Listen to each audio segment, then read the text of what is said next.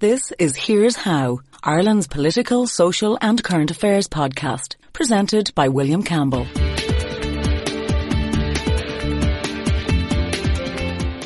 Thank you for downloading episode 46 of Here's How. The budget is coming up in October and many groups are getting in their submissions, but are they doing it for the good of the country or for sectional interests? In this podcast, I talk to a spokesman for one group about their proposals.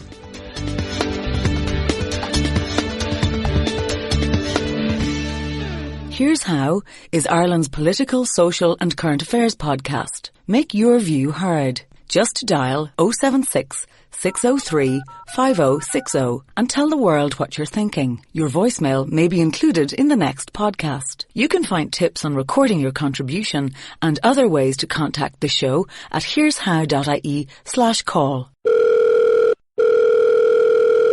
On the line, I have AJ Noonan, who is the chairman of the Small Firms Association. The Small Firms Association is a part of IBEC, and they lobby the government for improving the conditions, obviously, for small businesses. And like many organisations, they've been making their pre-budget submission to the government, trying to get the sort of changes that they want included in the budget for next year. AJ, thank you for joining me. Good morning. I know that you've included some things that I think are very good ideas. For example, improving broadband. Everyone wants to improve broadband. Developing public transport, improving education in work for employees, and introducing a voluntary PRSI system for the self-employed. I think those are all very important. One other thing that's very important that I think that you mention is addressing housing shortages. Can you just say very briefly why housing shortages are important for business? Oh, well, from any business point of view, if we can't have affordable accommodation for our employees and for ourselves, it makes running and owning our businesses unsustainable. So we think the housing crisis, it's something that has taken up some of our time recently, is kind of the big danger going forward in terms of the social infrastructure for the country. And the concepts we've come up with are to utilise the tax system to free up land, and to utilise the tax system to provide a margin for the development of housing. So on part A of that, we're saying that there should be a 10% capital gains tax for a 3-year period on land that's disposed with planning permission. Just to get that in English, that if somebody sells a site that there's planning permission for housing on it. That's a good point, yeah. So let's say some man or woman goes to the trouble of getting planning on a site. They're not in development, or maybe they are in development and can't get the money to develop that site, or can't have the resources to develop that site. And they're holding on to it, right? They're private individuals, they're holding on to it because the current rate of tax is 33%. And they're saying, I'm not paying that. Now, hold on for a second. Let's just examine that 33%. So if somebody buys land for a set price and some years later they sell it for a higher price, the margin, the extra amount of money that they make over and above what they paid for it is taxed at 33%. Yeah. And also there's an allowance for inflation. So it's a very minor allowance.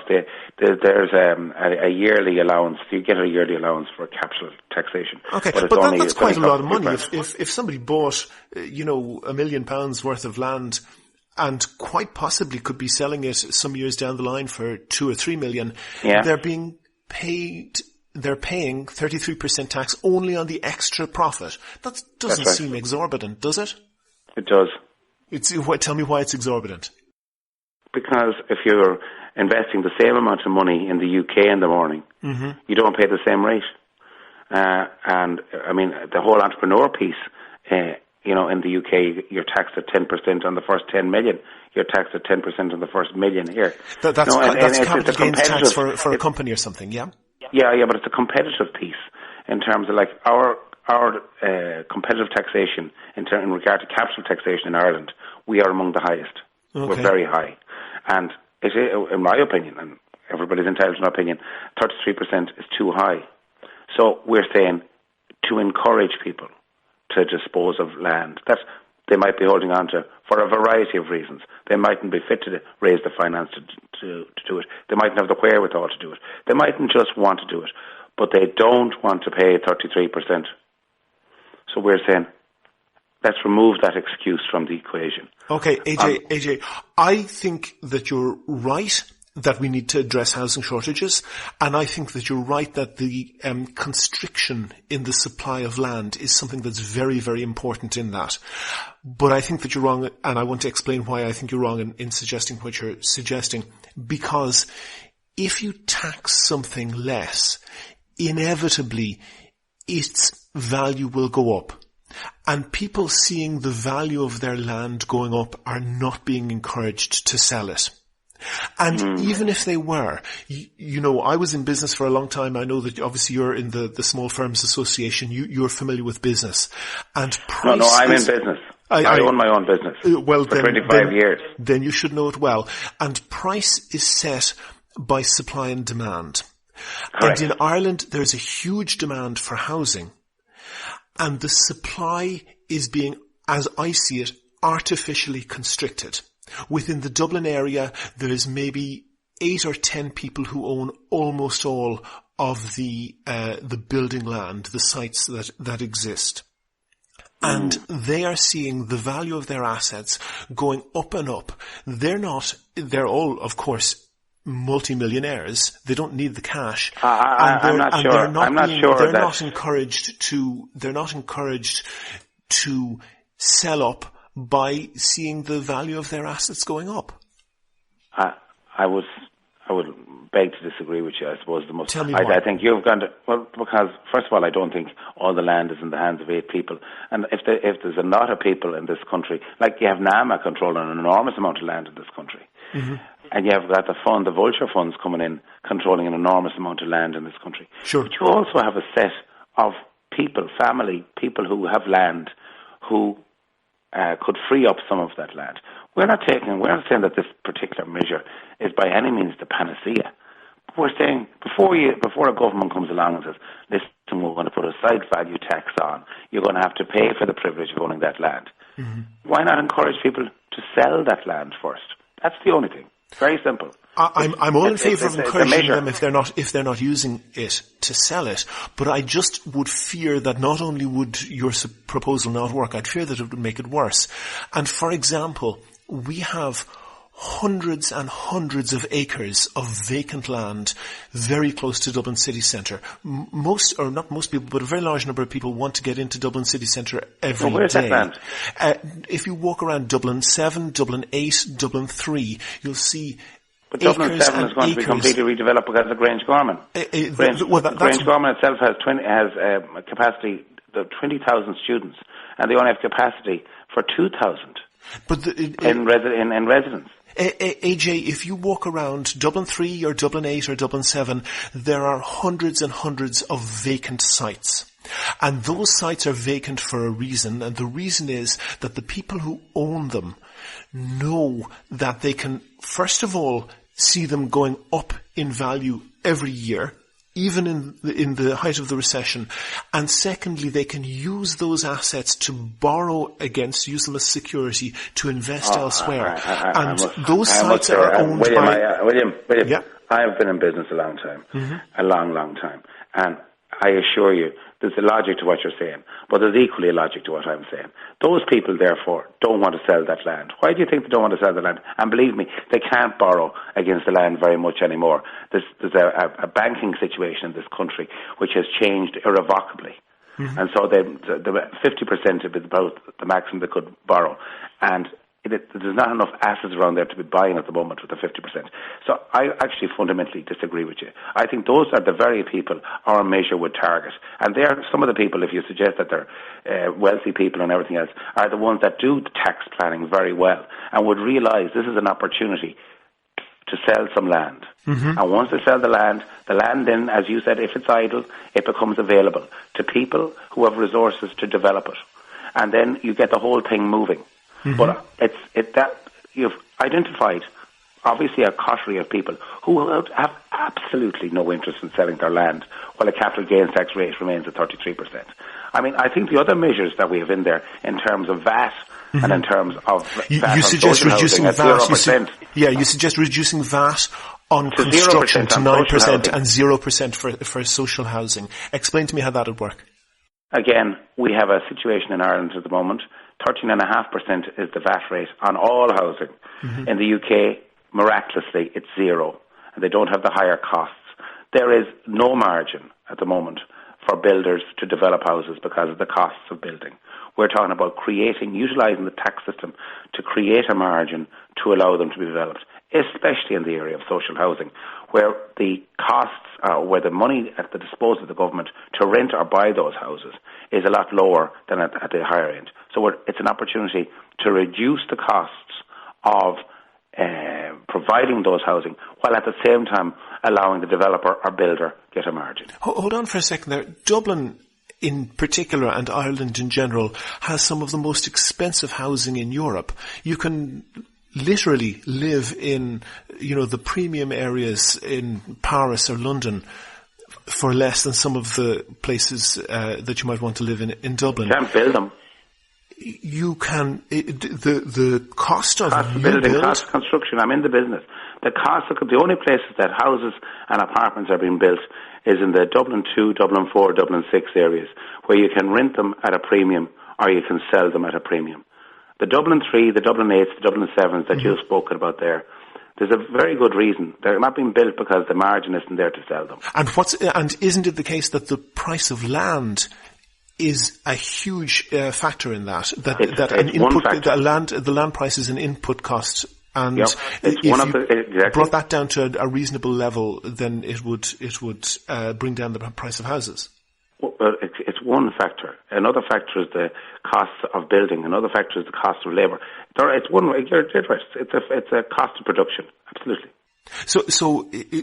So I want you just to imagine a particular scenario that if you're in a particular village, let's say, or in an area of Dublin or wherever, if there are 100 people looking for a house and there are only 90 houses, then it doesn't matter what the price is.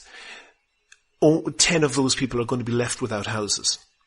And if you reduce the VAT rate or do other things to manipulate the market to reduce the costs for builders, isn't it the case that what's going to happen is that margins are just going to go up in order to absorb the amount of money that those 90 out of the 100 people can afford? Well, you've made an assumption there that the 90 can get a mortgage.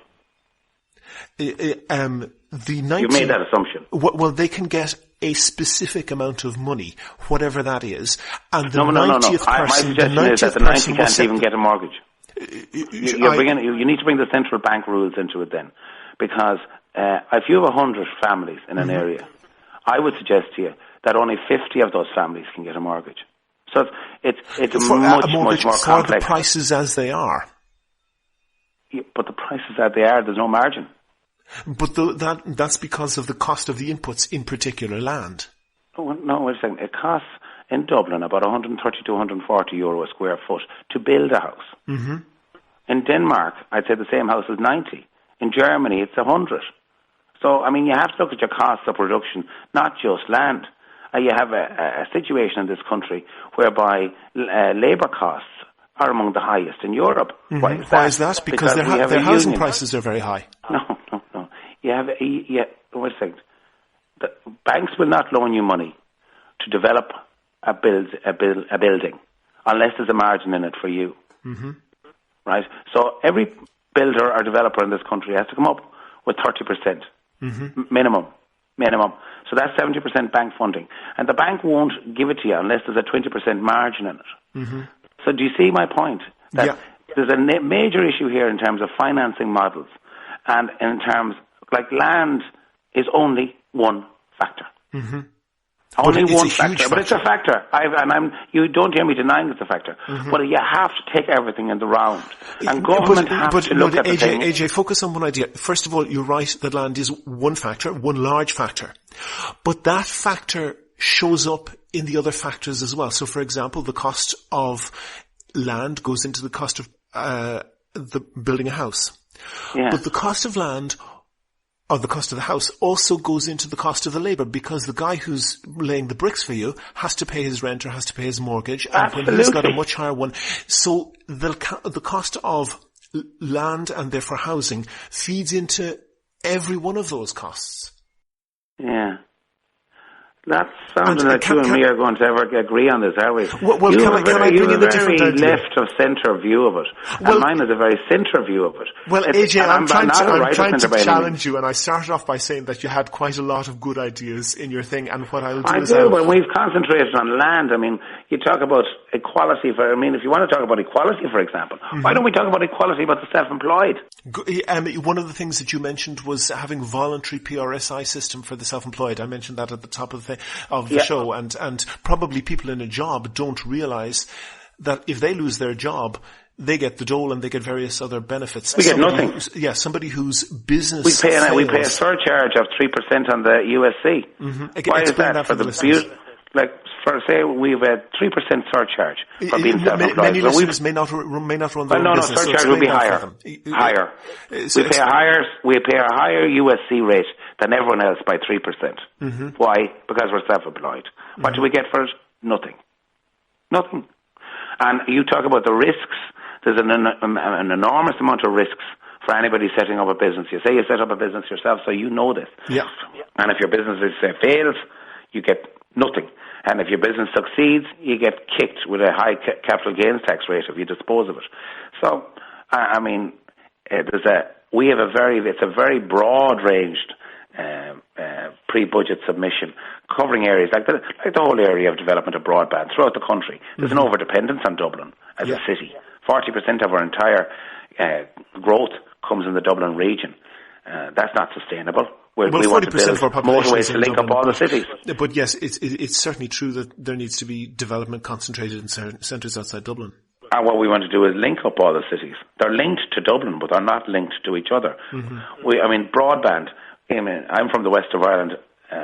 Broadband is very weak, certainly in a lot of parts of this country. And it's not being dealt with quick enough. There's not enough urgency. We have to move the dependency away from our capital city out into the regions and allow them to grow. Mm-hmm. And the costs are a lot lower in the regions than they are in Dublin.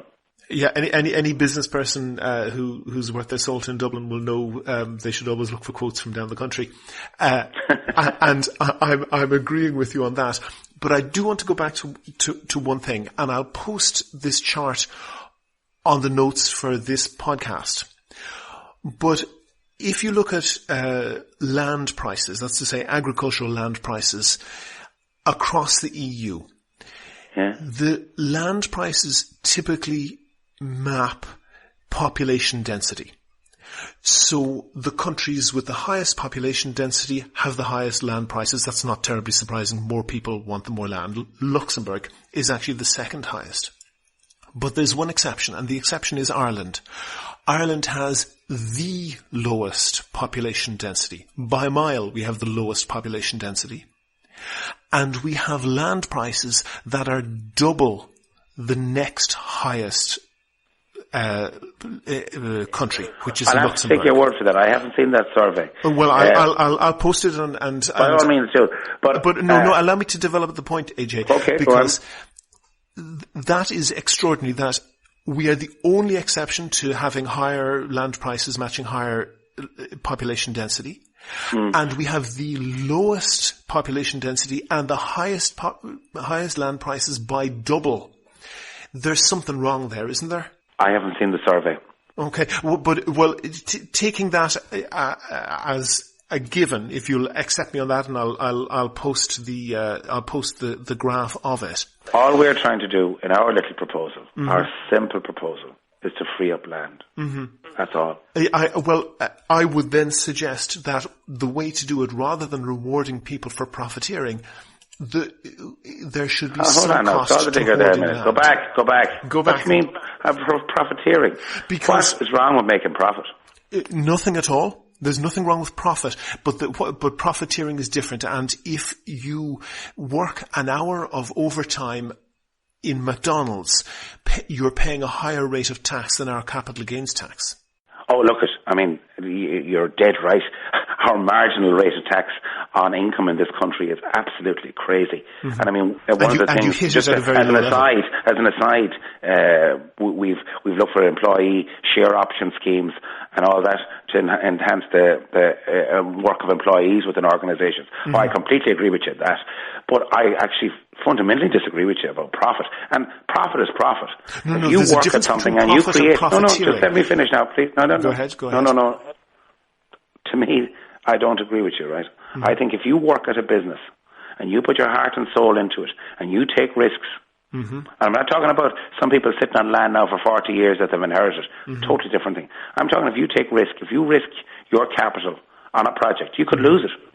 So if miraculously something good happens and you sell at a profit, mm-hmm. I certainly don't think you should be taxed at 33% in any industry, not just land. So you've developed a business and you sell the business on maybe because you want to retire or whatever. No, I'm talking about all businesses. Okay. I'm talking about if you risk capital. Okay, including land. Okay. Yeah, including everything. Mm-hmm. If you risk your capital on a deal and you make it work, not somebody else, you make it work. And you sell on that property, or you sell on that business, or you sell on that creche, or you sell on whatever, and you make profit, mm-hmm. I think you should be taxed at a lower rate because you have risked capital that you could have risked in a different jurisdiction. Very simple. We have to be competitive. We are not competitive with our UK neighbour. Our UK neighbour is going to be going out on their own now into the big bad world, and they're going to become a very nasty little competitor. Mm-hmm. They're going to slash their corporation tax to below 12.5%. They already have a most competitive capital taxation base. They're going to keep their minimum wage real low because they're going to attract industry in, because they're going to lose a whole lot of financial services products out of London into Dublin, into Frankfurt, into wherever. Mm-hmm. So we're going to have a big problem on our hands. And unless we wake up and smell the coffee, and we have to do it and we have to be brutal about it, we have to keep our costs low, and we have to be competitive, and we have to really work very hard at making Ireland a sustainable economy. Because a lot of it is based on a weak sterling, a weak euro, and cheap oil and low interest rates. Yeah. And if any of them move, we're in deep, I won't say where we are, we won't be in a good place. Okay, AJ, I agree with you. AJ, I agree with you on an awful lot of what you're saying. But when I walk around in Dublin and I see so many vacant lots that have been vacant for decades. And actually I know because I went to the trouble of looking up who owns them, and these guys are billionaires.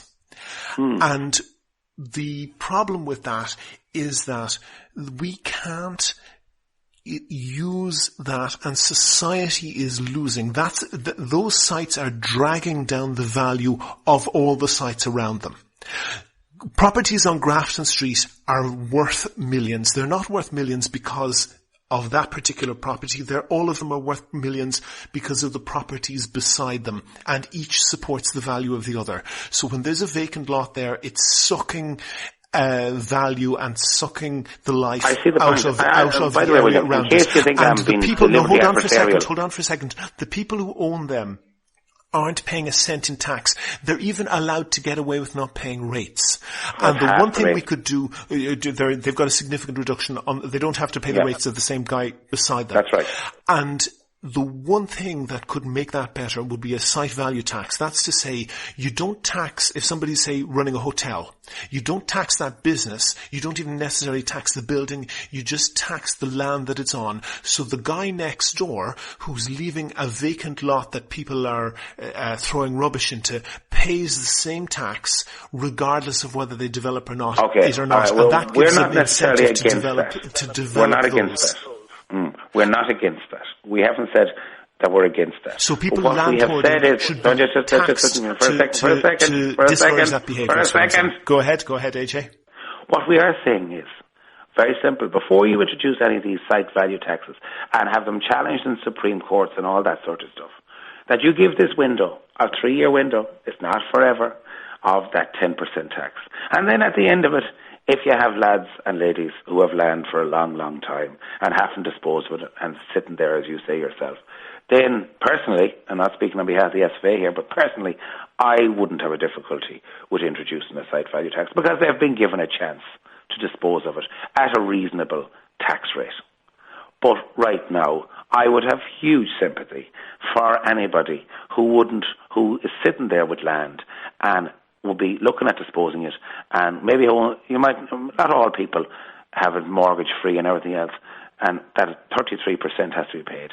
But hang on a lot of them second. are stuck. Maybe people who bought land in 2006. AJ, any mortgage will only have been on the purchase price, which means that which would be tax free in any case. Hold on. Let's say they purchased it in 2006. Yeah. You know, let's say they remortgaged it. Let's say they remortgaged it, and the original purchase price, as you say, was very low. Mm-hmm.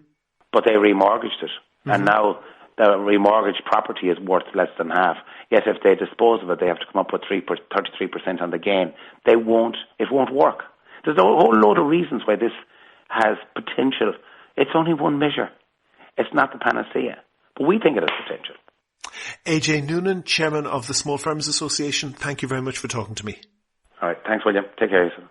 Make your view heard. Dial 076 603 5060 and leave a contribution for the show. You can find tips on how to record a good contribution and other ways to contact the podcast at here'show.ie/call.